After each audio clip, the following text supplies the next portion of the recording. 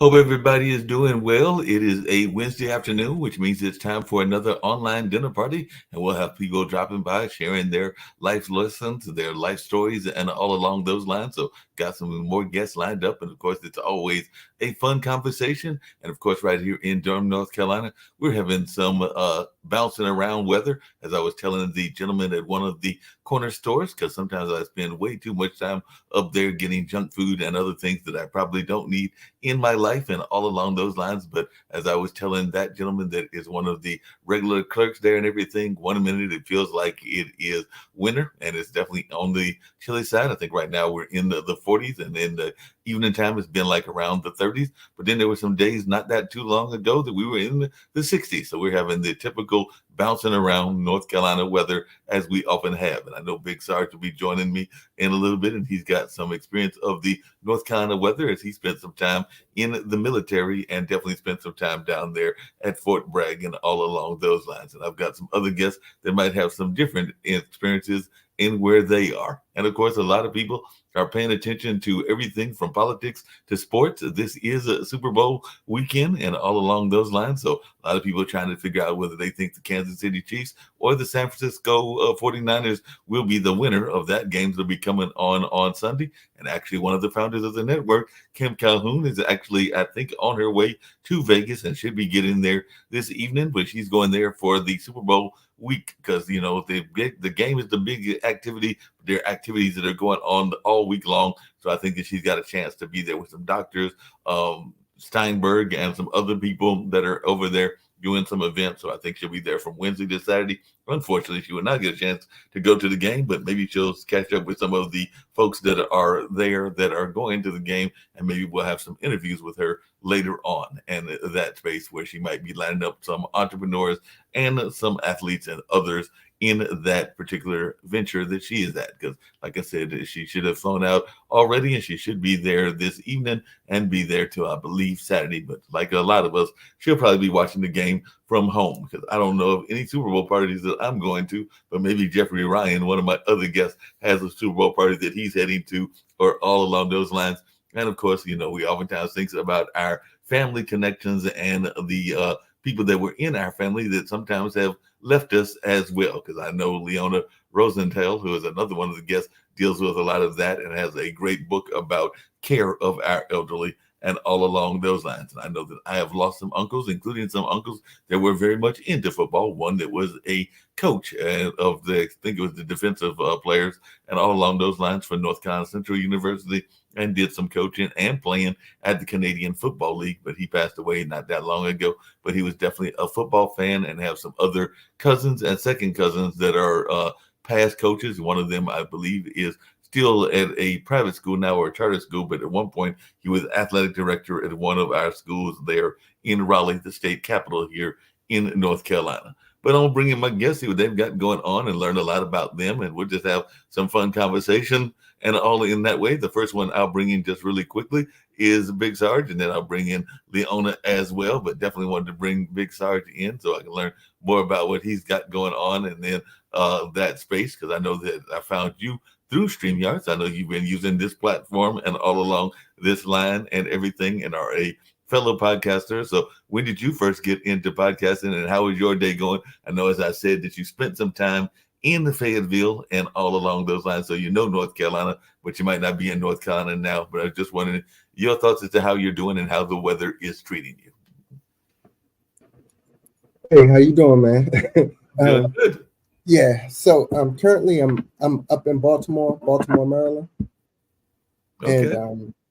and I've come across your page, particularly your podcast, is because I actually enjoy the entire work-life balance. Mm-hmm. I enjoy because I relate it all back to relationship balance and everything. So once I see it, I get to start hearing different viewpoints, how it works. That way, how I can get more information, better myself professionally, better myself as a podcaster and as a person. No doubt about that. And one of the other guests, I'm going to bring them in really quickly, because I know that they have a book that deals with that work-life balance, because sometimes that work-life balance can be disturbed by the fact that you have to take care of your parents and all along those lines. But sometimes you also got bold parents as well, because my dad just recently had some stuff going on with his heart and all along those lines. But he decided that he was going to take himself to the hospital, and definitely did well. And now he's back home doing his art and a number of other things that he's involved in. But he was one of those people that was not necessarily going to let other folks dictate his care. But I do know that a lot of times people are concerned about their care. Both of my parents, my mom and dad, are in their early 80s. Dad is about 83 going on 84, and mom is 81 going on 82. So definitely they are in their 80s, and both of them are still independently in their own homes, and definitely getting around quite well at that age. But I know that isn't always the case. So I want to bring in Leona Rosenthal, who talks about that whole notion of legal guardianship. And I love the title of her book, which is Protecting Mama. Sometimes you got to protect mama, and all along those lines and everything. So how are you doing, Leona? I think you're over there in the Southwest, if I remember correctly. I am, and the sun just came out here. Okay. So we are very happy. We had snow, we had rain. We have whatever California has a couple of days later. So we've had quite a bit of rain and snow. Yeah, y'all get a little bit later.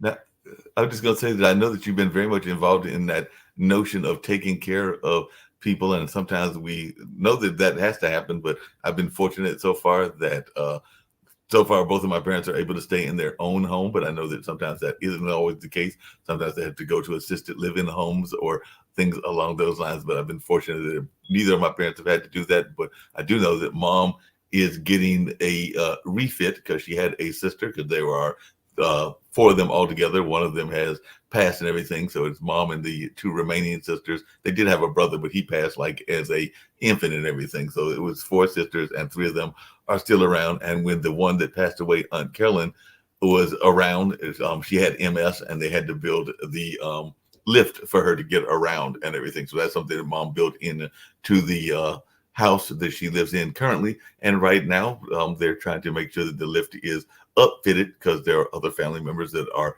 getting older, including some that are getting having ailment even at a young age, like around their 40s and 50s, and all in that space. So she just want to make sure that the lift is working. And I know that's oftentimes things that we don't think about. So I think getting it upfitted.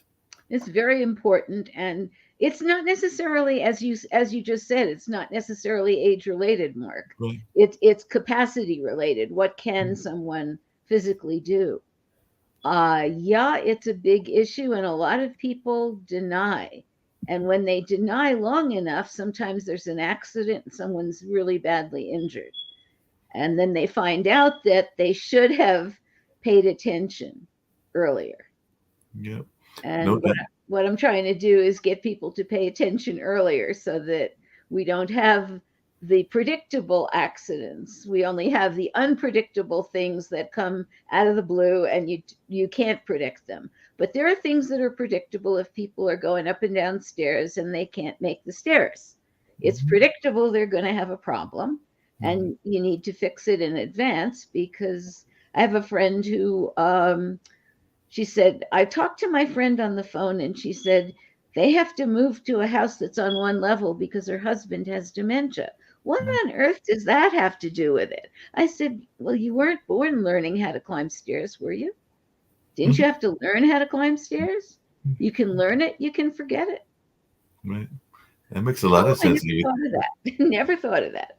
Yeah, a lot of people don't think about things like that and everything. And a lot of people don't think about guardianships. I know that there have been some political cases that have brought guardianship to the forefront, and all along those lines. I think there's some issues around conservatorship and guardianship, even with some of the people that are done life changes and all along those lines. I think that's been part of the conversation with Cher and her now son, and all along those lines and everything. But I was just wondering, do you think that we as a society know enough about guardianship and are prepared enough for guardianship, and even being able to take care of our elderly citizens? Because a lot of times it's not till it is comes upon us and everything that we then start shopping around and being prepared. Because I know that friends of mine that, like I said, I've been fortunate that my parents are still very active in the society and haven't had to go that route. But I do have friends of mine that have had to shop around and find a home or a place to keep their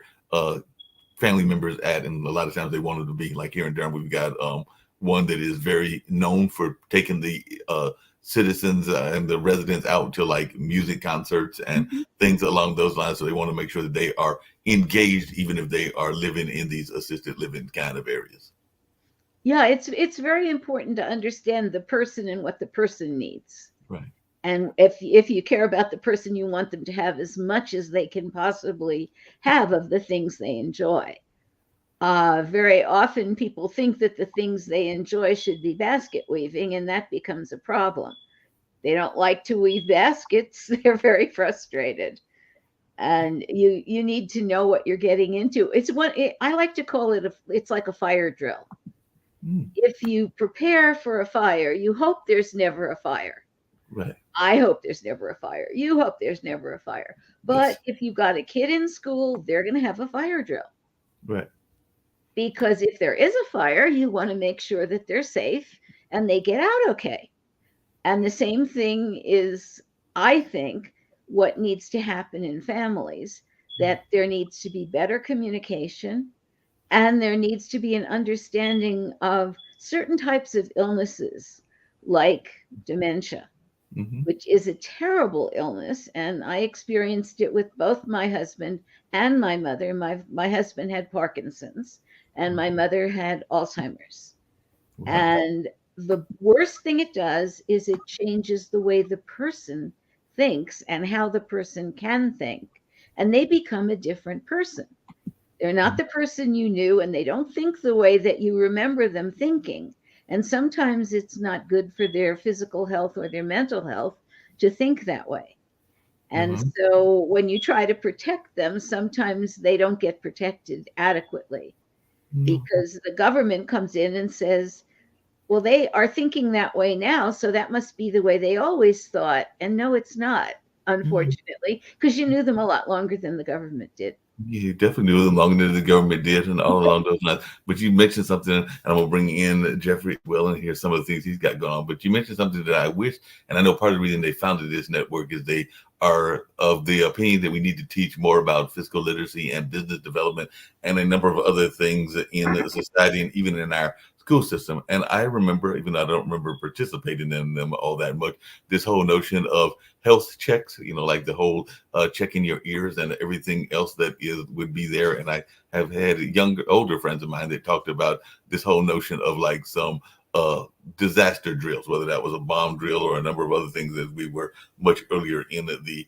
Cold War kind of attitude and all in that space. I grew up in the 70s in terms of my grade school years and all of that way, but I do have friends that grew up definitely in the 60s that talked about that, and even some in the 70s. But my nephews who are going to be 14 and then 15, well, they're 14, 15 now, so they'll be 15 and 16 in later on this year in August, and all in that space. I don't know that they're being taught that stuff. So I'm just wondering, your thought, is that something that we need to do, some of the old-fashioned education that we used to have and all along those lines? Because I don't even know if they're teaching some of the things, including how to deal with the parent and the family structure the way that they used to. I don't think they're doing much that's helpful. I'm one of those people who remembers hiding under the desk when we had a bomb drill. Right.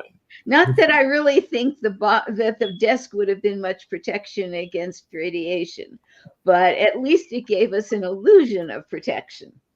Right. It made us feel better. Oh, we're doing something. We have some way we can protect ourselves.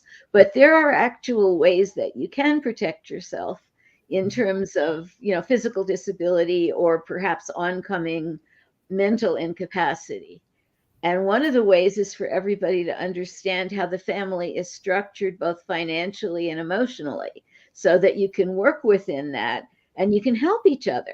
Otherwise, you work in two mules pull in different directions, you don't get very far.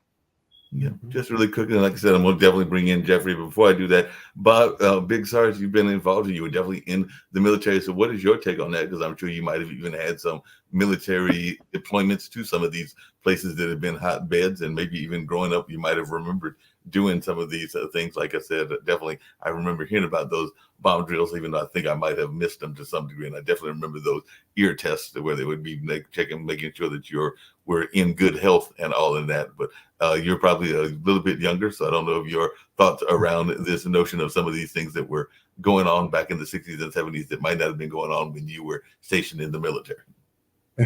Well, I think, first of all, thanks. I'm not that young. I did 30 years in the Army, retired back in 17. So since then, going back to what? It's Leonie? Yeah, Leonie. Mm-hmm.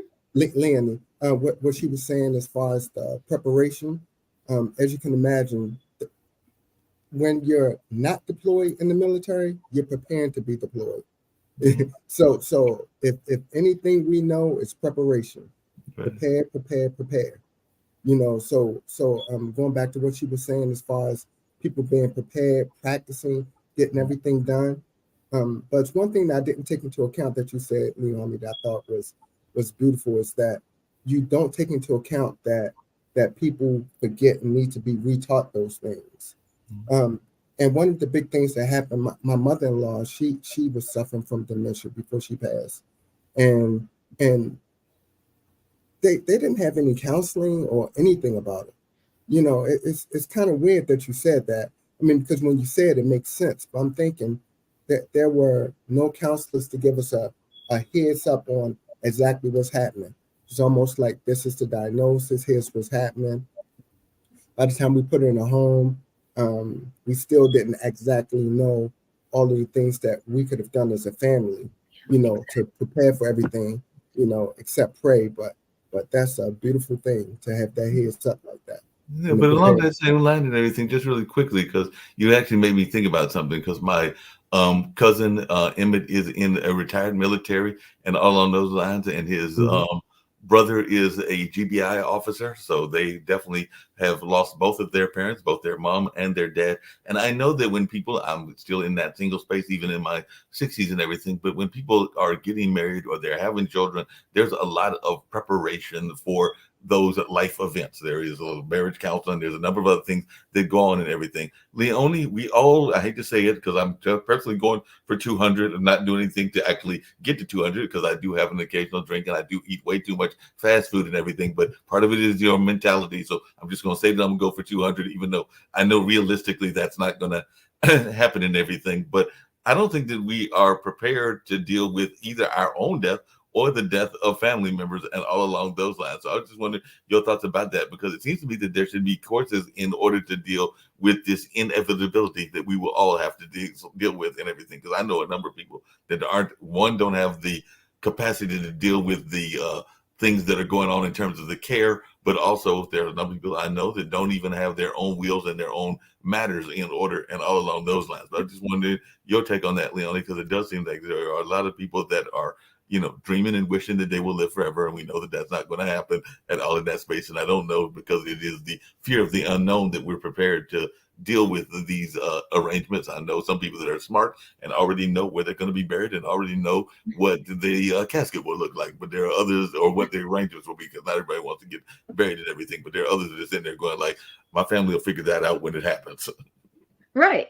And it's a very different way of feeling about the world when you don't have a clue and you don't want to tell anybody because you really don't know. I'm thinking 150 years ago, you can picture when people were living on farms and they were living in the normal rhythm of life, everybody saw the progression of life. You saw life being born, you saw life growing up, you saw life maturing, and you saw life leaving this earth. It was true with the farm animals. It was true with your relatives. People understood better. They understood, I mean, back in Shakespeare's time, he wrote about it, the ages of men. You're young, you're middle-aged, you're old, you're really old, and then you die. Right. People don't believe that anymore because we have a lot of fantasy that we can watch where people either live forever or cheat death or do this or do that. And it's a fantasy. It's still a fantasy and it's still people's fantasy, but it's not reality. We don't, any of us get out of this world alive. We just don't. That is very true and everything. Just really quickly, and I did want to get to the work-life balance and some of the other things that Sarge alluded to that, but I wanted us to also meet Jeffrey, our other guest. So Jeffrey's been hearing some of this conversation, and you'll share how things are going in your neck of the woods and where you've got going on. And of course, we'll continue because a lot of these things are tied together, I find out in life, including that whole work-life balance, and something that I love talking about on this show that I'm getting ready to get to for all of us, which is this notion of that inner critic and everything. But Jeffrey, share a little bit about yourself as well. Great. Greetings from Maine, southern Maine, where there is snow on the ground, and it's abnormally warm, actually, which is weird. It's going up to 50 this weekend with snow on the ground, which is bizarre, but then it will go back down again. One of the things that Leonie was talking about that really hit home with me, just to chime in before I do my quick who I am and what I do and work life. I think one of the things that really hit me as my parents were getting older is trying to find the comfortable space between allowing independence and knowing when to intervene or make your thoughts known in that arena. Very difficult. One of the things I found was short visits do not give you the insights that longer visits with them allow. And one thing that really hit home with me was I was doing kind of as I could, visiting with my folks who were both, my dad was 90, my mom was 88. And they seemed to be fine. They seemed to be the same old people. But the thing was, their routine was hiding, their daily routine was hiding little slips that were starting to happen.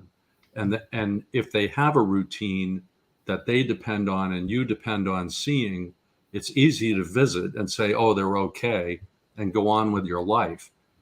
When you start visiting longer and spending time with them, they have less ability to hide those little slip-ups, as you will, leaving the stove burner on, that kind of stuff, where all of a sudden the alarm goes on. So it really occurred to me, and I learned this a lot when I was doing advertising work, is the value of bringing someone in from the outside who can see a 30,000 foot view of what's happening versus the familiar view that you have or think you know.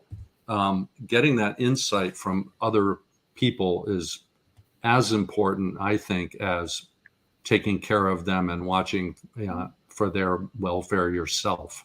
No doubt about that. Just really quickly, Jeffrey, because I know one of the things that you do and that you're involved with, and this is actually for both you and Leonie, and if Sarge wants to jump in, I'd love to hear this and everything. But one of the things that sometimes happens is that there are people that are very active. They are active in life. I've had a number of friends of mine that have been bicyclists or they have been involved in the hiking world. I knew a young lady that was maybe in her middle ages of around 40 or 50 that was very into rock climbing and all along those lines. But, as we get older, we can't always do the things that we used to do, even when we did them as a middle age or an older citizen and everything. So I was just wondering, what kind of advice would you give to people that want to stay engaged, even if their body is telling them that they can't be engaged? Maybe they're going to watch it on TV, or maybe they'll do a virtual reality version of it, because I'm thinking that there are a number of people that would love to be able to still scuba dive if they were scuba divers, or still be able to mountain climb if they were mountain climbers, but sometimes the body and the aging process won't allow them to have that adventure that they used to have. Because I know you've been very much involved in the hiking space as part of what your book is about and all along those lines. But I'd love to hear both of your thoughts around how people can stay engaged if the clock is ticking away from them, for lack of a better term. Number one is reframe the way you look at what you do. In other words, bite size is just as valuable as large, audacious. As I've gotten older, and my hiking buddy and I, or when I go out and hike alone, I'm more realistic about what I want to accomplish. And what I'm finding is, as I get older, the hikes are more spiritual, if you will, or I slow down more and observe things more than I do when I'm going 4 miles an hour up a mountain, or trying to make it about the goal. If I make it about the experience instead of the goal, then I'm doing two great things. One is I'm allowing myself to actually see the world around me as we were just discussing, as it is, and not miss things. This morning I went out for a drive, and I was on my way to the post office and saw 5 bald eagles perched in a tree, and stopped and pulled over and took some video of that. And, if I'm rushing from here to there, I'm not noticing that. And it's the same when I'm out on foot. I'm out there to enjoy nature and take a deep breath and do something good for myself. And part of my strong belief is you can't give people the best of you unless you give yourself the best of you, which is go out, take care of yourself, eat right, try to get outside every day and do some writing. And for me, and those are the big 4 for me. Try to learn something. Yeah, definitely. I'm a big fan of observing nature. Sometimes if it's just a quick walk to the bus stop, I may observe a rabbit that's out there, or maybe a deer or something else. Because yes, even in the city limits of Durham, you might run across those animals and everything. And it might just be watching a squirrel run across the street that can give you those simple joys, and all along those lines. I've been involved for a number of years, probably over several decades, with the Eno River Festival, which is at one of our state parks here in North Carolina, and all along those lines. But Jeffrey, I was just wondering your thoughts as to whether we are doing enough to protect the public lands, because I know there's the Grand Canyon and over there toward the west, and there are a number of other public lands, some that are federal, some that are state. And I have a acquaintance of mine that has actually gone around taking pictures of, I think, all of the national public parks and all along those lines. I think he's going to make some kind of digital or virtual kind of presentation with that, because he's definitely in that land as well. So definitely Derek Rowe is doing some work in that space. But I just wondering your thoughts about the importance of public land and whether we're doing a good enough job of preserving it. Oh my gosh, the importance of public land to me is fundamental to everything that I do. My writing, my being outside and enjoying these places that largely people had the foresight to set aside for us to enjoy. So I feel a real personal connection with those places, and I feel that I need to try to encourage people to do what they can to help keep them that way. And the way we do that is fundamentally by supporting the parks in any way we can. It doesn't even have to be financial. We can go out and help do trail maintenance, or take a working vacation at our national park, or any of those things. Are we doing enough? The question is always around, to me, is how much money do we have to do what needs to be done, and have there been lapses in some of that funding that have made things worse than the recovery costs of that is worse than if we had just kept supporting them all along with a smaller amount of money. The second part is just the sheer human powered part of getting all of this done, and the daunting task of doing that. And the third part is the funding, and making sure that the funding is important to us and consistent.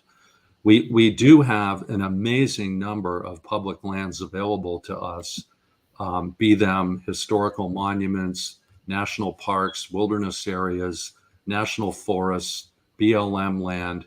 There's an enormous amount of land to enjoy. The other piece of this is making sure we enjoy it and don't ruin it in our wake. And we all are responsible for leaving the place at least as we found it, if not better, by picking some things up that other people might have left on the ground or whatever.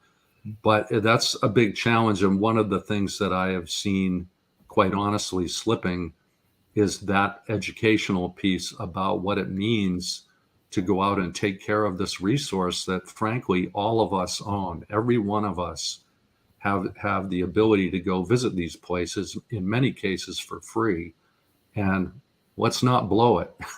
No, and along those same lines, and I'm glad you brought that up because one of the places, and I'll be going there later on today because I go there at least twice a week, sometimes 3 times a week because they have different dance classes and everything. But one of the places that I work when I'm not doing this podcasting work is at a historical venue. It is an African American historical venue here in Durham, North Carolina, called the Hayti Heritage Center, and that's part of what we've been doing is having the pews restored because it was a converted AME church that is now a cultural arts center, even though there have been some churches that have rented it for their services, including a major church that left a few years ago during the pandemic and everything, but they were definitely still using it. But I agree because we try to make sure that the stained glass is maintained, including some stained glass that has some interesting history, because one of the stained glass pictures is actually of Mr. Duke, because Mr. Duke of Duke University fame gave some money to the folks, even though it was part of the historical Black Wall Street that Durham is known for, just like Tulsa is known for as well. But he gave some money and he had a moment in my mind, because I do some historical talks around it, a moment of vanity, because his picture is actually more prominent than that of Jesus Christ himself. And talks, I actually talk about Go that. figure. He's literally at the top, and you can see him at the top quicker than you can see Jesus Christ. So if you come into a performance and you look to your inside and to your right and look up, you'll be like, wait a minute, his picture is the biggest one of all. So yeah, sometimes people have their moment of vanity, but I do agree that we have to maintain, and I know a lot of presenters will also talk about acknowledging the land that they are on, meaning that they will acknowledge some of the ancestral space that has existed, including some of the Native American tribes that had been here before any of us got here, and all along those lines. So I'm always glad when people choose to do that, and I've seen even parks do that as well. Thank you for mentioning that. There have been some rather historic efforts in that regard in the last couple of years, particularly around involving local people in the management of the public lands, whereas it used to be almost always a top down from Washington out. Right. The local, there's been much more of an effort to get local citizenry involved, of all stripes, of all different backgrounds and all different concerns, to sit at the table, and not only to sit at the table, but actually be heard and affect policy. In the past, there sort of has been my feeling has been, come sit at the table, and now we'll continue to do what we were doing before. Yeah. And I don't think that's the case anymore. At least I've been hearing some really promising stories about that. That's good to know that those are promising stories and all on those lines. Maine has been in the news lately. I know Nevada's been in the news as well as, and also Arizona. But I just wonder, because one of the things that people think about Maine, and I'd love to hear your thoughts about this since you are calling that area home, is that it is very independent. I know that there have been, certain presidential candidates that have been taken off the ballot in that area, or a certain presidential candidate. And I also know that just recently today on the news, we were talking about the fact that apparently there are new laws around sex trafficking that y'all just passed as well. So apparently Maine is being very much a pioneer in a number of areas. So I just wondering your thoughts about Maine as an area, because some people are like, that's that little small state. I don't really know that they're doing all that much, but they seem like y'all do a lot of stuff and have a very activist population. Yeah, Maine's a really interesting place. I was born and raised here, so it's very independently minded. People vote for policies, not for people, by and large. They believe in the outdoors. They believe in protecting wild areas, as it is a very important part of our history. Logging, fishing, have always played, tourism have always played a major role. So by protecting the areas, we sort of help ourselves in many ways, spiritually and financially. What's really an interesting sort of marker of the proclivity of the people to protect the outdoors here is that every, I think, 6 years or so, there's a Land for Maine Futures Fund that's put on the ballot. And it overwhelmingly passes every time to earmark money for the state to go out and identify places that need to / can be protected as part of our conservation effort holistically. And it includes islands, it includes inland properties, it includes riverfront, it includes historical landmarks. It includes farmland. So there's a really high percentage of people believing that that's fundamental to who we are, to our identity. And I think that's a pretty neat sort of marker about that. We have had an independent governor before. We have an independent legislator right now. Senator King is an independent. Yeah, so it's a really interesting state. There has been a lot of development in the southern part of the state, so you find a great divide between the sort of 1/3 most populous lower part of the state and the 2/3 largely still forested and agricultural 2/3 of the northern part of the state. In fact, the northeastern part of the state, the county, Aroostook County, is the largest county in the state. And when you drive up there and drive out of the woods and into the potato fields, you honestly think that you're in Iowa or Wisconsin or someplace where it's just wide open fields. And the people that I know have been up there come back and say, my God, that's Maine. They can't believe it because they think it's all going to be forested all the way up to Canada, but it's not the case. So not the case, and that's the way I feel about North Carolina, because I jokingly say, and anybody that visit North Carolina, we are one of the few states that can say that we gave you both Jesse Helms and Terry Sanford, because we definitely have a kind of a extreme on both sides. So we definitely, one of whom did the Appalachian Trail, right? Yep, exactly. Exactly. So yes, so we definitely have that wide ranging kind of ability, and definitely it is seen like Florida and others as a swing state and everything. This is for both you and Leonie, because I know that both of you are authors, and maybe even Big Surge is going to want to write a book, and I know that I've been approached and everything. But what are your thoughts around, because I've heard this notion that everybody has a book in them, everybody should write a book, and I've heard some other people say that no, every book doesn't need to be published and everything. But I just wanted y'all's take on this, and what advice do you give to folks that are thinking about writing a book, and do you believe that everybody has a book within them? Go for it, Leonie. Okay. Everybody has something that they might want to preserve and give to others as a testament, as a roadmap, as a help. That doesn't necessarily mean that it needs to be given to the world as information. I think we have an information glut in this world. There are places or entities that designate themselves as academies for anybody to walk in and create a book. And you can do it in 30, 60, 90 days, depends on the advertisement that you get. The quality of the book, the quality of your understanding of the material may be variable because you have certain talents, whatever those talents are. And if you decide you want to write a book about baking and you're not a baker, and you write a book about baking because you hear it's popular this month, next month it might not be popular. You've written a book about baking and it's sitting there on the Amazon list and nobody's buying it because nobody needs a book about baking. We have a few books about baking. So the question is, what is it you need to convey to people? Do you have a message? Do you have a mission? If you have a mission, that's probably a bit different. In fact, I'm just reading the manuscript of a book that someone is trying to talk to us about the religious aspects of everybody not being perfect. Yes, quite true. Nobody's perfect. Does this individual need to write this book? He's not a minister. He says, I'm just an ordinary practitioner of Christianity, and I just want everybody to understand what I understand. Okay, fine. That's what he's telling people. And I'd be interested to see who wants to know that message better than they hear it from their pastor, from their priest, from whoever it is they're hearing it from, because I know that it's being preached. That message is definitely preached every Sunday. Yeah. No doubt about it.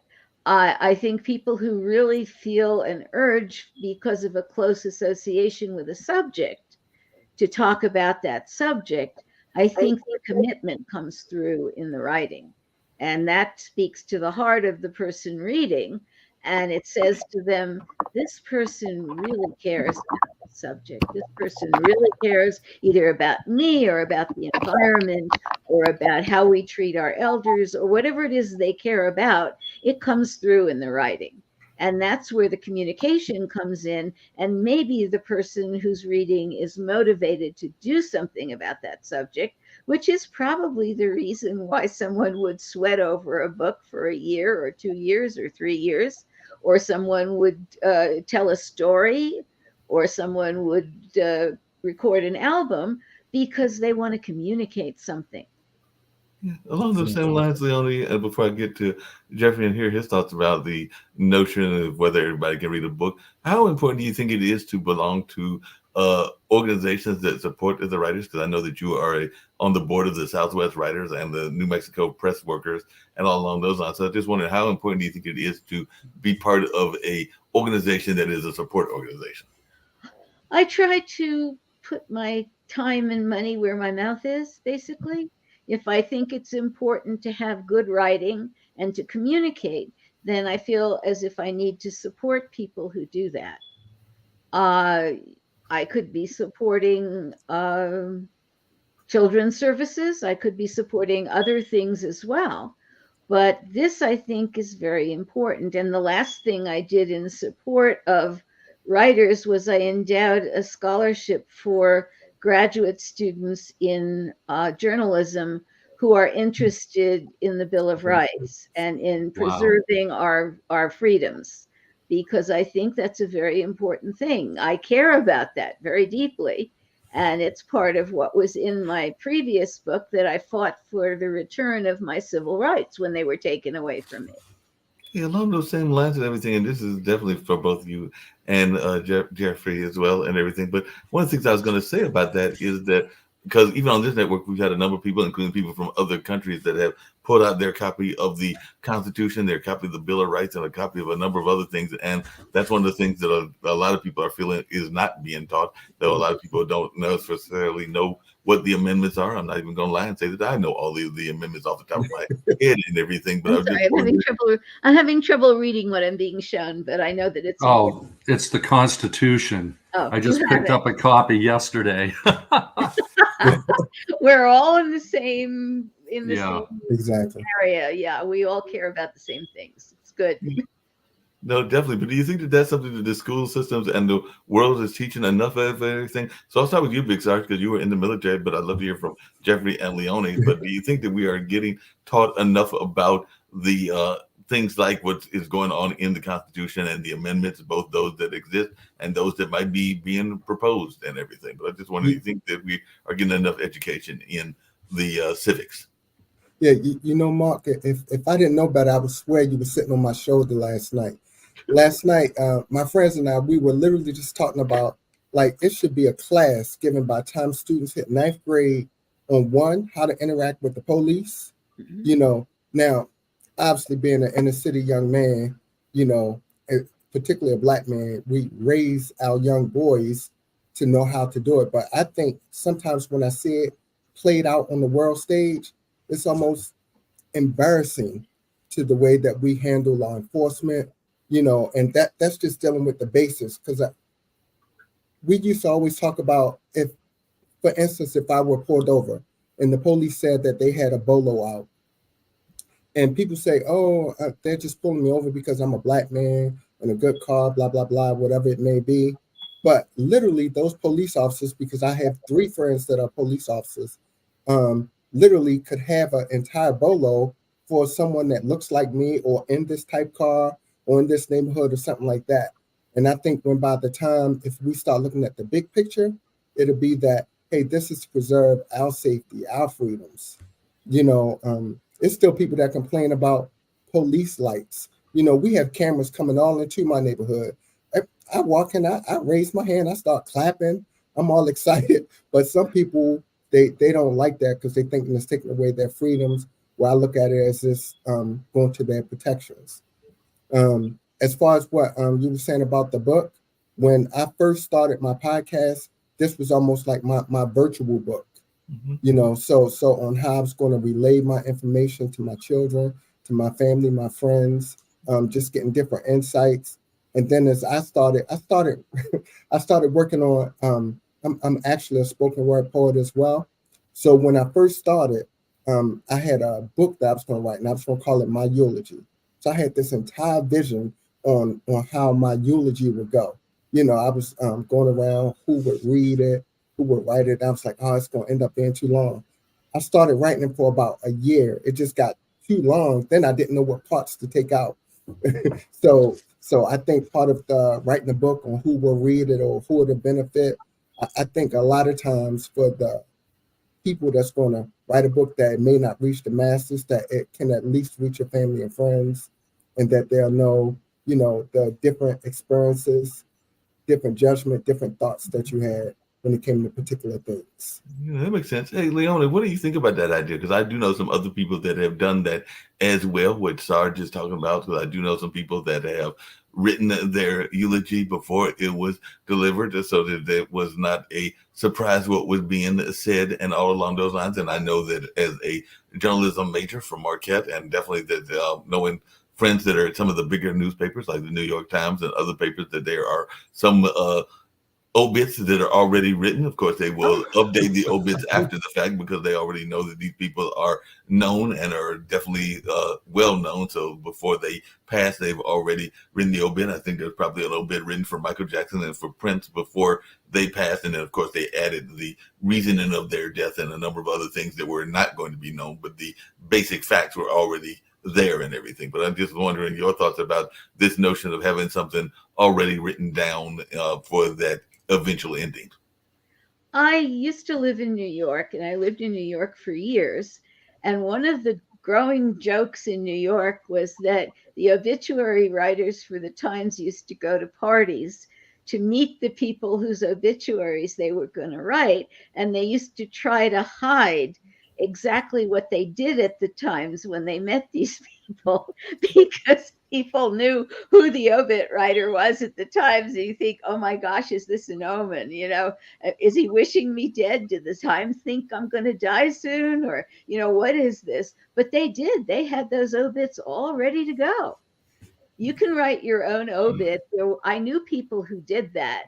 And they would give the obit to a friend and say, if I pass away, give this obit to the Times or the Tribune or whatever paper it was they wanted to run the obit. So absolutely, people used to do that all the time. It's funny you mentioned that. One of my first jobs when I first got into commercial writing was I was working for a company that sold fly fishing schools, and people would go and learn how to fly fish. And they sent me to one of the schools so I could be one of the students and pretend that I was just taking the course. And if I told them where I was from, it would blow the whole thing. They'd act differently. So the first day I was there, someone turned to me and said, "What do you do for a living?" And I thought for a brief second. I said, "I sell insurance." And no one talked to me the rest of the weekend. So I learned that that's the greatest way to work undercover. So just tell everybody that you're selling insurance, or if you really want to be avoided, you can tell them, because I did this briefly when I was in college, that you're that you're one of those door-to-door salesmen. Because I think I did for encyclopedias, or I did it for something else when I was in Milwaukee. I can't remember. I think it might have even been Kirby. It might have been the Kirby vacuum cleaner. For like, I have another option for you. You could tell them you're an undertaker. Yeah, that could work. It worked like a charm. No one wanted to talk to me at all. Yeah, those are definitely some careers that people are not going to want and everything. Just really quick, and this is for Jeffrey and Leone, but I'd love to hear from Sarge as well.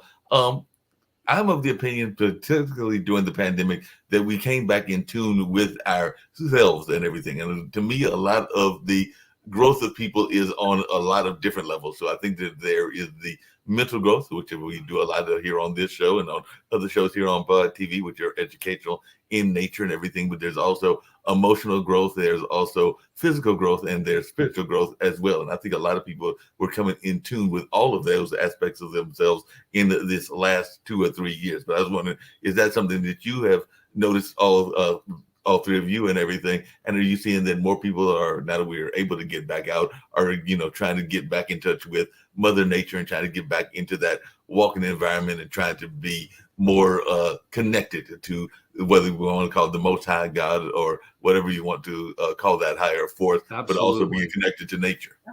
Absolutely. And it's not just anecdotal. A lot of the outdoor equipment companies saw really big sales in, not big expensive gear for doing expedition type stuff, but just basic camping stuff or walking stuff, walking shoes, hiking boots, that kind of thing. And it was more for urban adventures or sort of light duty recreation, if you will. Huge surge in that, and that hasn't really slowed down. I think that one of the things is when you can't be around people, you kind of need to get outside to keep your sanity, and that really, even in all different types of environments, made people start getting up early and watching the sun come up, or get up and go for a walk or take part of their day and spend it outside. There was a huge upsurge, and I've heard that it hasn't really slowed much, that it was an awakening moment, that people realize that sitting behind a computer all day and into the night is not the best place to spend your life. But on the flip side of that, I know that there's a number of kids, and like I said, I don't have any of my own, but I do have my two nephews, and I don't know whether, I'm thinking Leon probably has some, and I'm thinking you might have some, Jeffrey, and even you, Sarge, and everything. But I'm just wondering, there is a frustration among many people that the youngsters, particularly those in the Gen Z and the Gen X space and everything, are spending way too much time on social media and aren't getting out in the space of outside and nature and all along those lines. And I know that there are a number of parents that are frustrated by that because, the kid is going to school, and then after they go into school, they're throwing on their Oculus or whatever other form of virtual reality they want to get into, and that might have them doing nature in a virtual or imagined way, but it's not the same as smelling the real fresh air and all along those lines. But I just wanted your take on that and how we can get these young people more engaged in nature, or are they more engaged in nature than I think they are? One thing that I've seen locally, and a friend of mine is the executive director of it, is there's an organization called Teens to Trails in Maine that their goal is to have an outdoor club in every high school in the state. And they have hundreds of them so far. And what they provide, they've gotten a number of grants and equipment donated from outdoor companies, and they take the kids on a variety of adventures. There's hiking, there's kayaking, there's canoeing, there's skiing, there's snowshoeing, there's all this stuff. And what they do is they provide training to a teacher within the school that volunteers to be the club, the head of the club. And then they provide all the training, including wilderness medical training, to be able to identify if people, everything from bug bites to sprained ankles to everything.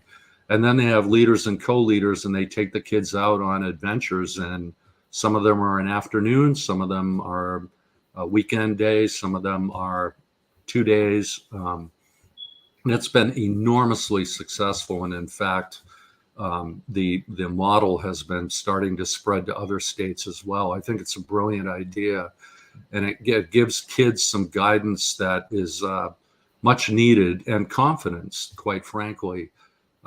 It's not something that you have to do on your own. You can get your friends to join the club and get out there and enjoy yourself. It's non-competitive. I'd like to import that to New Mexico. I have, we have a large amount of open space here.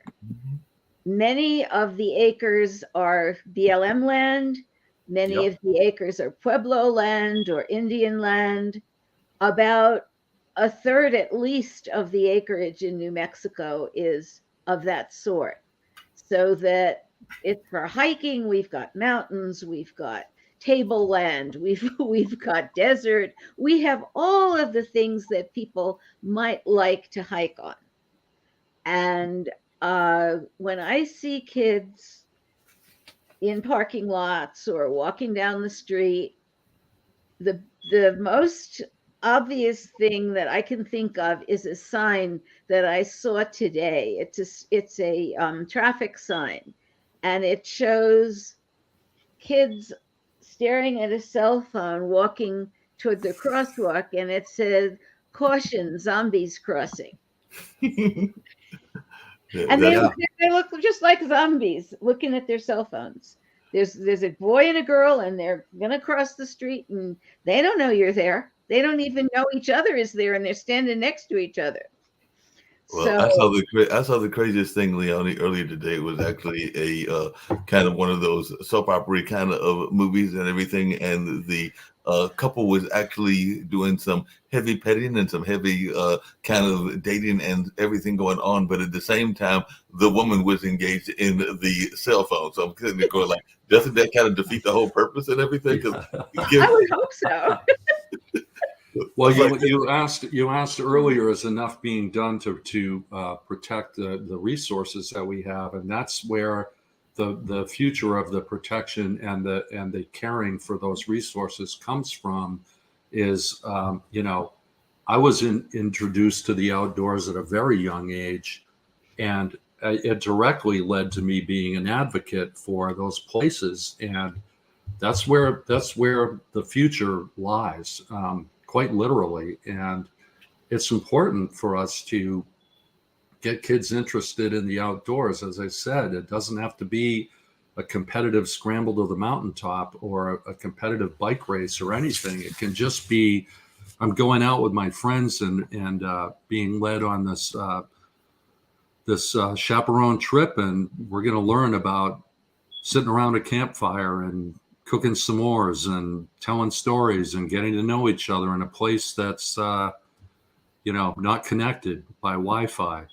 Yeah, that makes a lot of sense and everything. Just out of curiosity for Sarge and Leonie, is there, because I'm talking to Jeffrey there and everything, is there something that is on your bucket list or your wish list? Because I have definitely gone on some hikes. I haven't done them recently, but I've definitely done them at that park and walked around that. And I've definitely done some in the past bicycle riding, even though I don't have a current bike at the moment and everything. But I was wondering, is there any nature adventures that are on your wish list? Maybe you're hoping to go skydiving, because I had a friend of mine that tried to talk me into that, and I'm going like, no, that's all right. I'm perfectly good on using the plane to get from point A to point B. I don't want to fall out of the plane, but that was just my attitude about it. Other people might like to do it. Now, the rock climbing might be interesting, and some other things might be interesting as well, but I was perfectly fine not doing the whole falling out of a plane thing. But are there any wish list things that you're hoping to do that you haven't got to yet?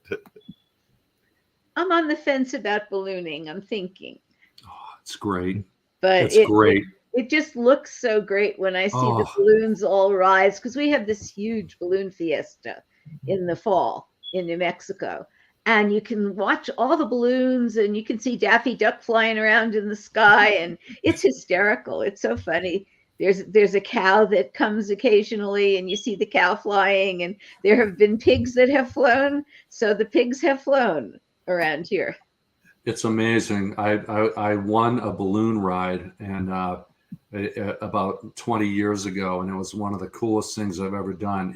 It's so serene. It's so beautiful. I mean, the only noise is that giant brr, when they blow them up, when they lift up. But after that, you're just literally floating, and it's just amazing. Saw some amazing wildlife from up there, because it doesn't hear you. You're floating over deer, and it's pretty cool. Floated over a golf course. Seriously. Floated over a golf course, and a guy made a putt, and he had no idea we were there, and we all started clapping. What about you, Sarge? Is there anything on your wish list of things you wanted to do? Yeah. Well, like I said, I was in the Army for 30 years, and when I first came in the Army, I came in the Army wanting to be Rambo. With that being said, I literally came in the Army to be an airborne ranger. So it took me about 5 years to get there. But before I even got there, I was already at about 20 or 30 jumps at that time. And by the time I retired, I was at 103 jumps. Wow. So jumping isn't, or I guess what word did you call it, Lee? Skydiving. Skydiving, Yeah, it's not that fun after a while, you know. Now maybe if I could, I actually had a little fantasy of wanting to do a cliff dive one time, but those rocks just look so scary. I'm like, man, these people got heart, because it's almost like one miscalculation, it's over. Yeah. yeah. That You was my know, thing about cliff diving, because yes, I was like you. I looked down and I saw those rocks, and I was thinking, if you just miss it by one I know. little centimeter, you're kind of Exactly. toasted all on those lines. But I think the big thing I have on my bucket list is when I was in Mexico the last time, I wanted to go to, I think it's Tulum, to do their, they have that sinkhole, or I can't recall what's the name of it's called, but it's like a underground lake or pool or something. So that's on my bucket list. Yeah, Wow. definitely. There's some great things to see in Arizona and in Las Vegas. I've only been to Vegas once, and that was actually to visit a friend and all along those lines. And ironically, I went to Vegas and managed to not go to the Strip. So I did go to a theater and all along those lines, but I managed to go to Vegas and not hit the Strip at all. So if I managed to go back to Vegas, I might actually have to experience the Strip, even though I think we did hit part of the Neon area, which is outside of the Strip as well, but definitely did not hit the Strip whatsoever. But I did see the theater, because the theater is off the beaten track as well. They're famous Las Vegas theater. So I got to see a performance of actually Drumline. So I watched the Drumline when I was there, because they were doing a touring trip and all along those lines. But we got about another 30 minutes. I've thoroughly been enjoying this conversation. I hope y'all have as well. But one of the things I was going to ask, that I get to all the guests on every show about, and I was kind of curious to hear y'all's thoughts about this, is this notion of the inner critic. Because I am my worst critic, and I know that I'm my worst critic, whether it's around romance or whether it's around job opportunities. Because there have been job opportunities that I probably should have gone for, that I was having that whole conversation about, like, yeah, you won't get the job, you'll never get the job. And the same thing with romances, because there have been young ladies that I would probably should have courted, and I talked myself out of it. And by the time I got to around to asking them, they were like, one, the person had left. I remember one, and this was decades ago when I was in college and everything, and it was very interesting. But one of my friends said, oh, by the way, and she's now married. I think she's married to like a spy or a military type and everything. But she's like, she likes you too. And I'm going like, well, they'll tell me now. Why didn't you tell me at that particular time, and everything along those lines? But I was just wondering, for everybody, how do you deal with that inner critic? Because I know I can be my worst enemy, whether it's job hunting, opportunity hunting, because if you're an entrepreneur, you're doing opportunities as well, or whether it's romance hunting. So I'll start with you, Leonie, but I definitely want to hear from Jeffrey and Sarge as well. But how do y'all deal with that critic? It hits all of us, and it can be a horrible thing. Yeah, I used to be worse than I am now. I used to be a lot worse. And it used to be very inhibiting, because there would be things I would, like you, Mark, not do. Oh, I can't do that because it's not going to come out well, or it's the first time I'm trying it, and so I'm afraid to do it, and all of that nonsense that happens when you second guess yourself, and instead of being adventurous, you're fearful. And so as I got older, I figured, life is too short for this nonsense. Maybe I'll do it and it won't work, and then I'll try it again in a new way, and maybe it'll work that time. And that's kind of how I get around it, that, maybe I'm not perfect, because I'm human. And I'm still going to be human, even if I get this one right. Maybe the next one I'll get wrong. And so what? I'll try it again. That makes a lot of sense. What about you, Jeffrey, and everything? Because, like I said, I'm doing something that a lot of times we don't do a good job of dealing with, and unfortunately, we talk ourselves out of stuff. So, how have you dealt with that, and how do you get by it? I had the best mother in the world for that, and a really difficult father for that. So my dad was very critical, and he would be trying to teach me, but he came across as a critic. And, it was very harsh at times, it felt to me.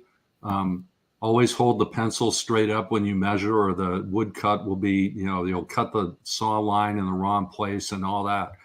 And on the other side was my mother. And I think she kind of overcompensated for that. And I remember one specific time, she had told me I had a predilection from the very beginning. I was the what's around the next bend child. So she was always worried that I was going to be out of sight and not getting into trouble, but just trying to see what's over the next hill. It was hard to keep up with me. And I think intellectually, I've always done that. I'm very inquisitive by nature. But I remember one time when I was young, I was 11 or 12, and my mother told me that I wasn't going to go to school that day. And the reason why I didn't go to school is she thought it was really important to teach me how to make a souffle. And she said to me, you know, one of the hardest things in the world to make and one of the hardest things to be your own critic on is making a souffle. And people will tell you that it's really intimidating and that it will tend to fall down.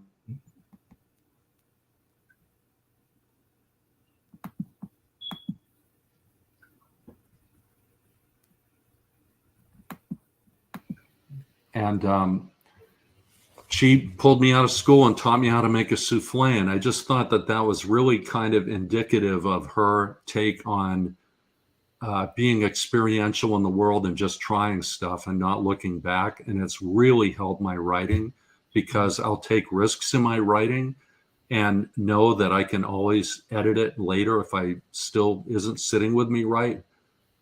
But it keeps me from self-editing when I'm writing, as I'm writing, which makes my writing better.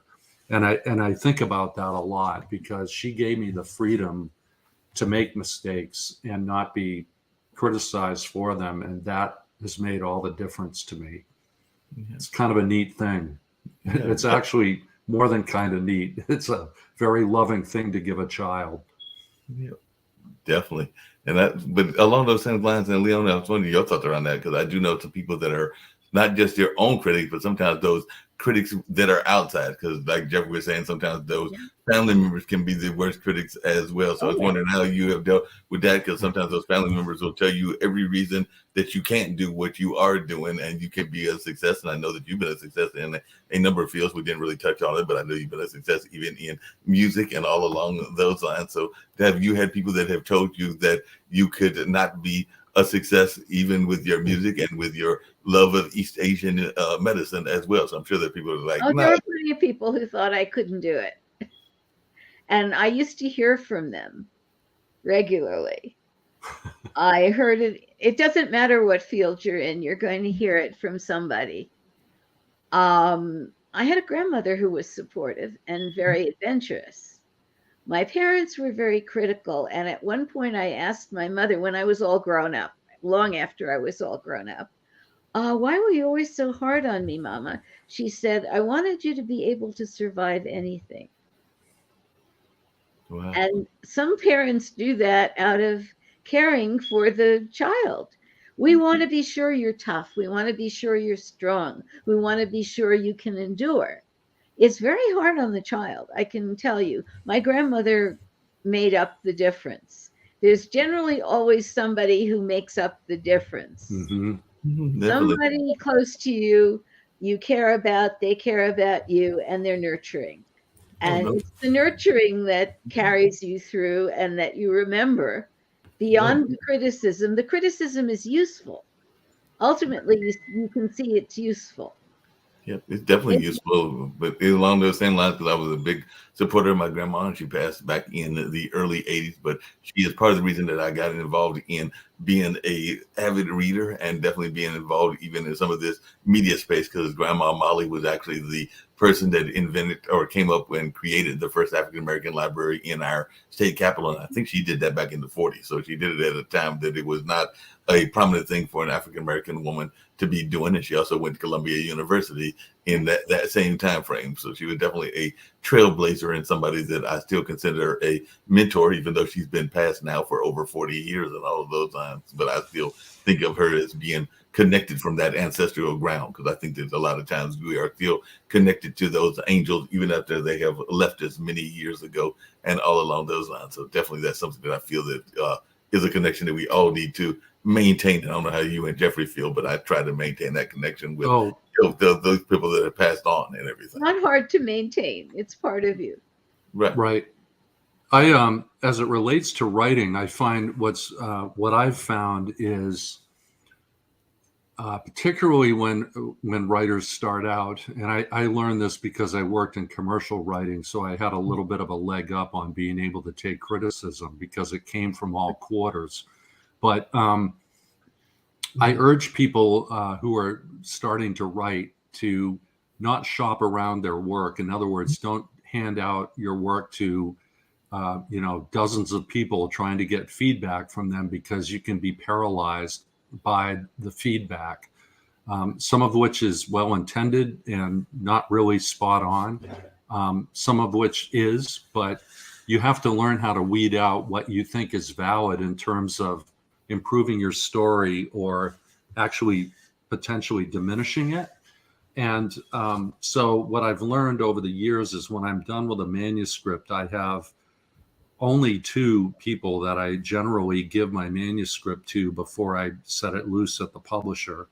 One is more of a grammarian. That's the second read.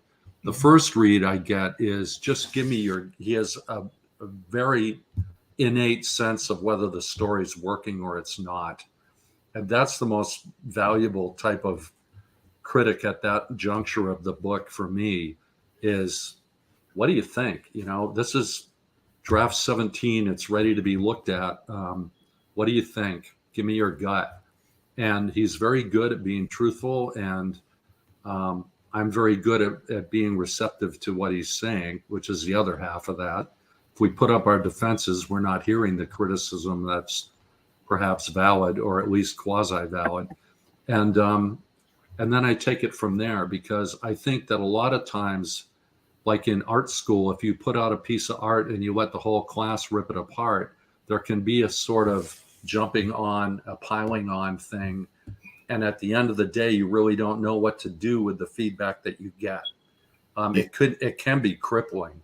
It just can be overwhelming. It can definitely be crippling. And even along those lines, I was just thinking as you were saying that, Jeffrey, that a lot of times we don't listen as much as we should. They say that there is a reason that we have 2 ears and 1 mouth, because you're supposed to do twice as much listening as you do the talking and all along those lines. But a lot of times people are so busy not listening that they're not paying attention, and they're also not being empathetic, because I definitely believe in the power of empathy as well and everything. But a lot of times people aren't thinking about that and everything in that space. And Leonie, I was glad you mentioned that whole part of even around the faith in your grandmother and everything, because one of the things that I remember at the Hayti Center, which I'll be going to shortly and everything, there was a young lady that came to speak on Friday, because we sometimes have book authors, and The Secret Lives of Church Ladies. It was written by Deesha Phil, y'all, and everything, and she was there to speak. But she was talking about how she got, because we were talking about the ways that church and religion sometimes handles some very difficult conversations, or in some cases don't handle them, because she was talking about how when she was a kid, she got sent to school, and she couldn't figure out why she was sent to school, because she was somewhat of a to your point of being the kind of child you were, Jeffrey. I got the impression, and I don't know this lady other than having met her recently, that she was somewhat of a what we would call a smart ass child, and all along those lines. So she was actually asking her parents why she had to go to this church, but they didn't have to go to church. But what it was that they wanted her to get the moral upbringing, but they were both her mother and grandmother divorcees. And we do know that some churches, particularly some Christian churches, don't always treat the divorcee, and particularly the woman divorcee, that greatly, because there's sometimes that double standard that exists as well, because a man can do whatever he wants to in that church environment, but the woman sometimes get that whole cold shoulder, for lack of a better term, and everything along those lines. So it was very interesting. She brought that up in the book. She also brought up the power of food, because she was talking about how she had a friend that came that apparently he cooked the chicken the wrong way, and you can't have the chicken the wrong way or the macaroni the wrong way if you got these certain dishes that are regionally known, and you're not fixing it the way that folks are used to regionally. Your friends and family will let you know that that's not the way that we cook it, and all along those lines. So you even run across that in Arizona, Leon. I'm sure there's some people that are like, no, that's not the way we do barbecue in this part. Yeah. Who made that chowder? That's not the way we make it up here. That's right. Hey, Jeffrey, what you were saying about the writers or taking criticism, or not taking criticism, but being paralyzed. Do you think Well, I noticed today that a lot of people are very sensitive when it comes to being critiqued. You know, my grandmother always used to tell me all the time, you know, eat the meat and spit out the bones. Mhm. And I see, unfortunately, especially for this generation, but it's not even this generation, the people that's in it, is that when by the time we say anything, it's almost like an insult. Right. Mhm. Right. You I know, agree. And it's the hardest thing, especially, you know, I'm going to sound like the old man I am, but the hardest Mhm. thing for a writer at any age, frankly, I think when starting out is separating the work from your own personality. Okay. It's a piece of work, and you know it's subjective, but it's not you. That they're not attacking you as a person, and I think it's important to separate that. I think, as I said before, I'm really fortunate that I wrote a mail order catalog for 13 years, and everyone who got to review everything that I wrote, there were dozens of comments on everything that I wrote, and you had to learn to be able to separate out, you know, this is nutty, this is kind of interesting, and this is in the middle. This is something I need to fix. Um, you know, or I'll get called on it. And that was really good training for that. And it's difficult not to take it personally because it's your writing. But at a certain point, it's someone's reaction to your writing, and then it's going to go out in the world. And how many people are like the person that gave you the criticism in the audience that you're writing for? But It's I can give you an example of yes. something like that that was very, in a way, it was very severe criticism. I went to an online retreat with Jack Canfield, who's an author who's written a lot of books. And I knew him for a number of years before this. And he gave me an endorsement for the book that Mark mentioned, Protecting Mama. And I had another book I had written that was about adult guardianship, and it was very, very dark and negative. And I was concerned about it. I wanted his opinion. And he looked at the book and he said to me, read it. He said, "You have to give people some hope. You haven't given people hope here." Mhm. And I said, "It's because I don't feel like there's much hope in this system." And he said, "Go back and do some research and find the hope that you can give to others." And so I went back, I did the research. I said, "What connects all the people who have been telling me that they have had trouble with Mhm. adult guardianship, with the guardianship of people over 21?" Mhm. And everything that linked was some problem in the legal system of getting the right attorney, getting an attorney in time, getting an attorney who was really on your side. Because all of those things were not happening to the people I had spoken to. And I'd spoken to hundreds of people, and they were all telling me horrible stories about their experiences. And right. so I sat down and I said, okay, what they need is access, timely access, Mhm. and access to people who can actually help them and are interested in helping them. And so I came out with a totally different book. That's it's the one that's behind me over here. That's called Legal Protection Mhm. for individuals, families, and small businesses. And it actually tells people how to get that help and how to have like legal insurance. So if you have a problem, you can just pick up the phone like the rich people do and talk to an attorney. So Mhm. you have that line, that helpline available to you, which you didn't have before. And that's basically what I did. And when I showed it to Jack, he said he would write the forward for it. So Right. he wrote the forward for it. So I ended up with something much better than what I had before. Now I got to go back and redo that other manuscript with the knowledge that people actually do have hope available. But Thank you for saying that, because that brings to light another story that I have very similar. It's knowing when to bring in professional help, and Oh, and exactly. taking that advice in and not going, I've already written this thing, I don't feel that way. I had written my first historical fiction novel. Everything else has been nonfiction, and I got to this point in it where the story was fairly well defined, but I hadn't taken it so far that I would not take criticism. Um, I knew if I kept polishing it, I'd be more hesitant to take criticism.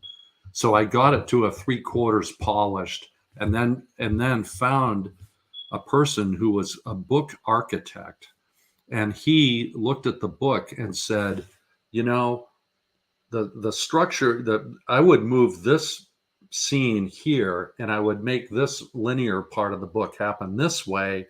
And when I got it back, it was like the big light bulb went off. It was similar to the feedback that you got, which was, oh my God, this adds so much more suspense to the story. Instead of a linear, this happened, this happened, this happened.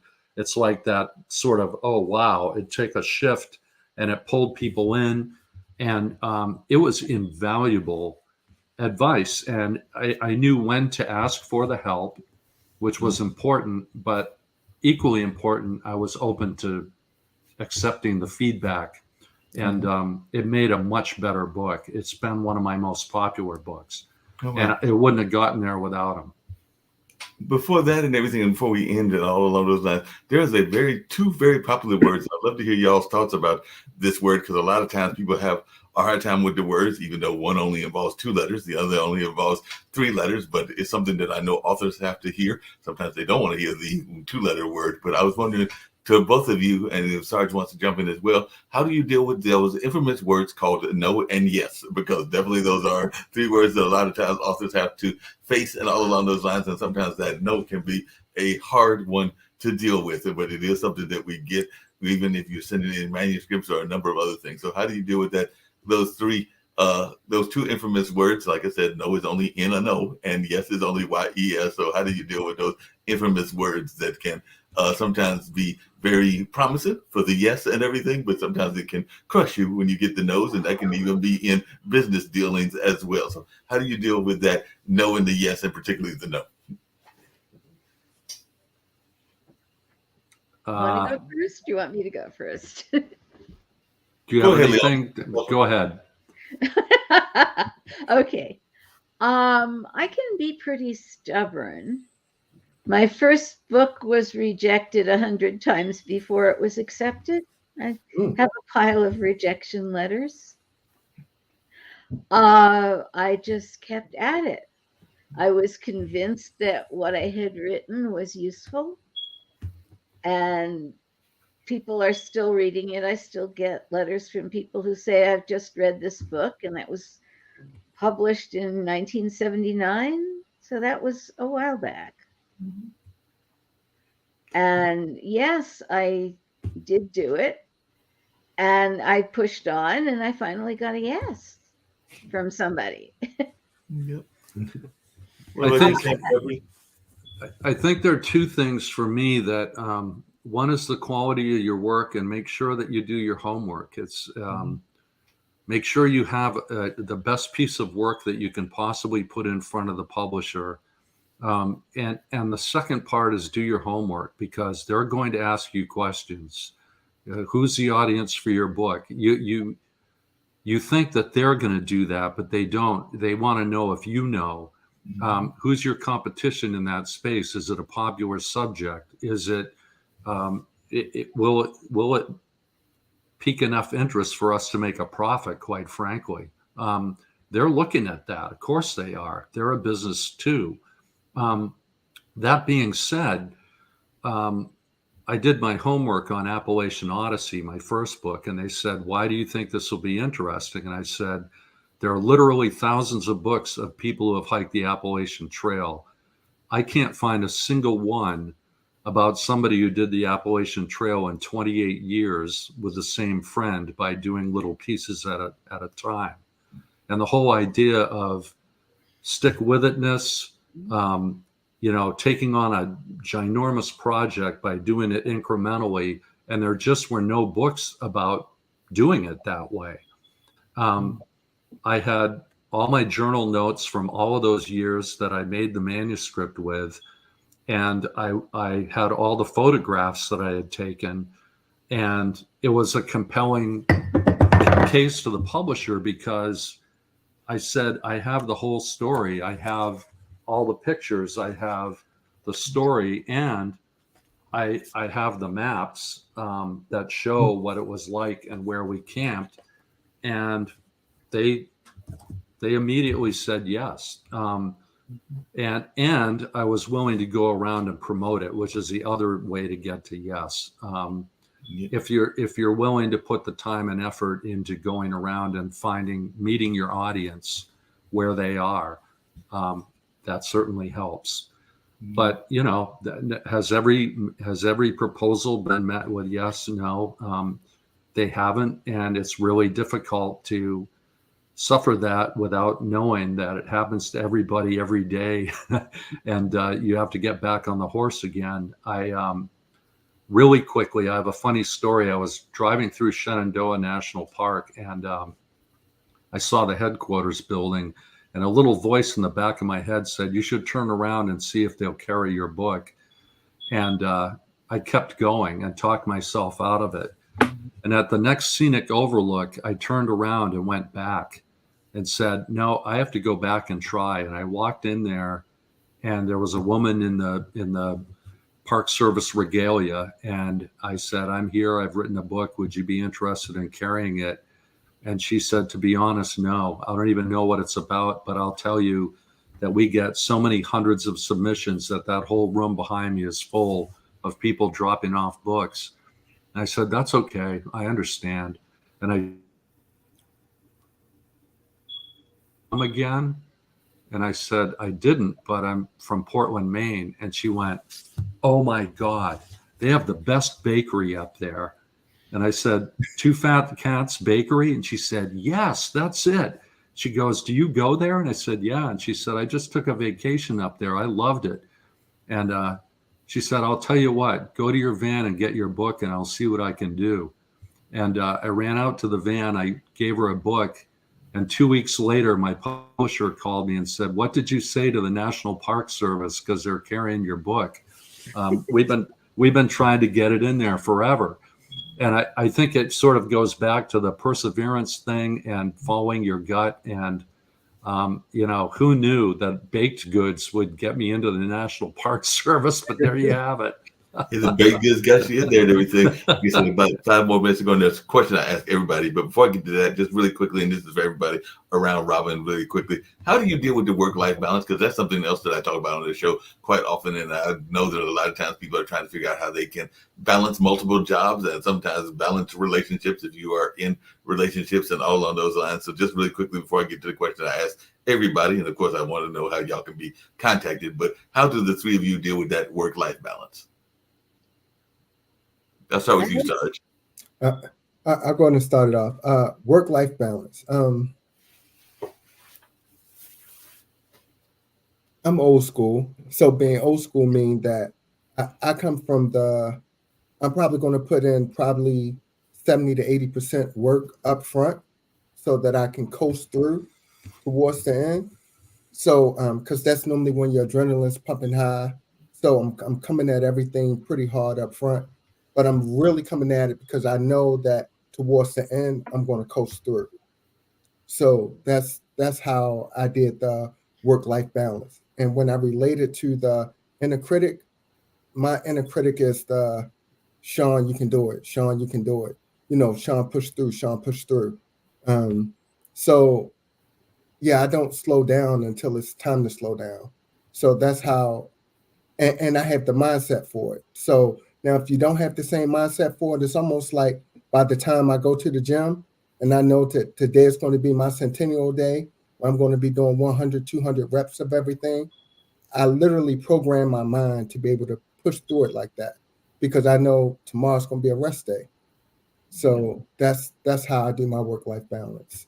That makes sense. I push through because I'm going to cruise at the end. Yeah, that makes sense. What about yourself, Leonie, and also Jeffrey as well? And then, like I said, there's that final question that I asked everybody who got about 5 minutes ago. But how do you deal with that work-life balance? I generally start with watching the sunrise, which is beautiful and makes me want to pray and meditate. And then I do some of that, and then I go to work. And if I've got a whole list of things to do, I'm going to do a small thing that I can be happy about at the beginning of the day, because that kind of sets the tone for the rest of the day. And no matter what I've got after that, I got that thing done. And I can feel good about that while I'm trying to slog through the rest of it. And then at the end of the day, I can relax because I've done at least one thing that I knew I needed to do, but that I enjoyed. And the rest of the things that I got done, yeah, they were on the list too. And I checked them off. And now I can relax. That makes sense. What about yourself, Jeffrey? How do you do that work-life balance? I walk an hour every day, no matter what, rain, shine, snow, whatever. And I usually do it in the morning, first thing, but depending on the forecast, I'll keep a weather eye on and take the best part of the day in terms of precipitation or whatever it may be. I try to vary it time of day too from time to time. And as Thoreau himself said, it's a walking meditation is good for the soul. You observe things in your neighborhood, in nature, about yourself. And most importantly, I do it without music or distraction from technology. I just walk for the pleasure of walking. And the other thing I try to do is go sleep in the woods in a tent at least once a month, year round. That just lets me be in touch with nature and go through a whole 2-day cycle of being outdoors uninterrupted. It's wonderful. Yeah, it sounds wonderful and everything. One of the things that I do, and this is for everybody here, and I'll start with you, Leona, is if folks can learn how they can get in touch with you and how they can be reaching you, and if you want to give your website and the information on the book.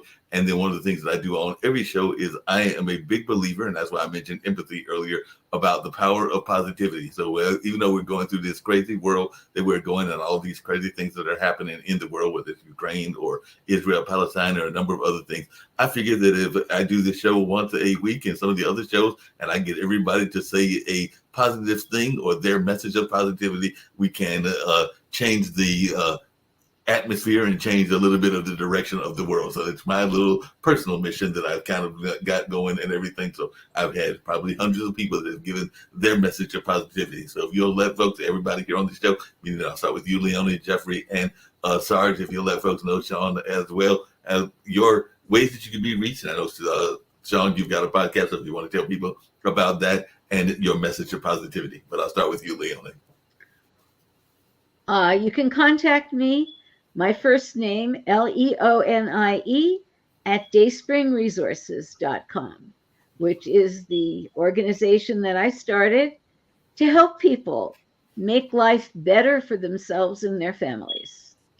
And that's basically my mission, and my message is communicate and prepare, because you never know when you're going to have to use that information. If you don't have it, you need to get it. And the best time to get it is like planting a tree. It was better 30 years ago, but today is good too.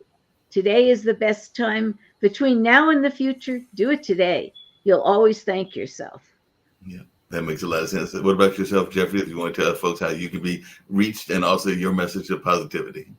Great. I can be reached at jeffryanauthor.com, JEFFRYANAUTHOR.com. My message is show gratitude every day and try to leave the world better every day at the end of the day. And it can be a little thing like holding a door open for someone, smiling to someone, picking up a piece of trash. There are so many different ways that you can do little things to leave the world better than when you walked into it that day. And that little example helps other people. Yep, no doubt about that. Sarge, Sean, if you want to let folks know about your podcast and you want to give a pitch to that, and also any message of positivity that you would like to share as well. And then I'll get out of here with a message from some friends of mine to talk about the notion of things. This one is around education and all along those lines, because there's actually an award show there they talk about education that comes out of Oklahoma. So I'll probably end with that and a financial service PSA as well. But definitely if you'll tell folks how you can be reached and what you've got going on and your message of positivity. Well, Sean Allen can be reached at the Business Side of Relationships on every platform. So the only platform is not the Business Side of Relationships is on what used to be Twitter, because they wouldn't let you use as many letters. Other than that, my message of positivity is that relationships take work.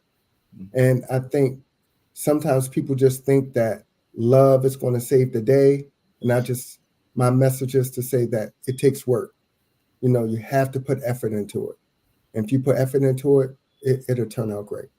No doubt about that. A very positive message from all three of you. As I said, at these dinner parties, I invite different people by, and I like to have repeat guests as well. So I know Leon has been on the other shows before as well. So definitely I hope that Jeffrey and Sarge, Sean will make return trips and everything. But this is the dinner party as part of Pod TV, and I hope to see both of y'all back in the near future, because I love having repeat guests, and I hope that y'all enjoyed this conversation as we were having our afternoon time and this lovely dinner party. And I love doing these on Wednesdays and giving the chance for folks to meet new folks that they may not have known about, and all along those lines. So I hope y'all enjoyed it as much as I enjoyed conducting this interview and conducting this time with y'all. Okay. Thank you. Thank you. No problem. And on that note, we're going to get out with some notes about, like I said, education and financial responsibility with some fine folks over there at Prosperity Financial Services. And that'll get us on out of here. But this particular gentleman from Oklahoma is honoring, and I think he's been doing it about 5 or 6 years, not just the teachers. Teachers are very important, but also honoring the guidance counselors, the janitors, and a number of other people that are a part of that education system and all along those lines. So he just did one, I think it was in the latter part of last year. He's already planning for the one in 2024. So let's check out what this award show is all about, and also the financial responsibilities also. And I'll be rushing off to that historical building that I was talking about earlier so I can get to check that out. So let's get on out of here. I won't fold, I won't drop until we on top. Only going non-stop. I won't fold, I won't drop until we on top. Only going non-stop. I want to thank everyone for coming to the 2020 TAF Awards. This was a show like no other, people. This is the Grammys for dignitaries, educators, and support staff around the state of Oklahoma and worldwide. We cannot do this without the support of the people. So we thank you. I thank you for being such a dedicated supporter to this movement for the Teachers Appreciation Foundation. I thank you. I won't fold, I won't drop until we on top. Only going non-stop.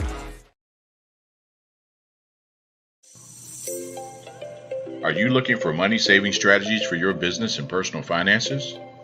Are you tired of working hard every day with little or nothing to show for it? Contact Prosperity Financial Services, LLC right now for your free financial consultation.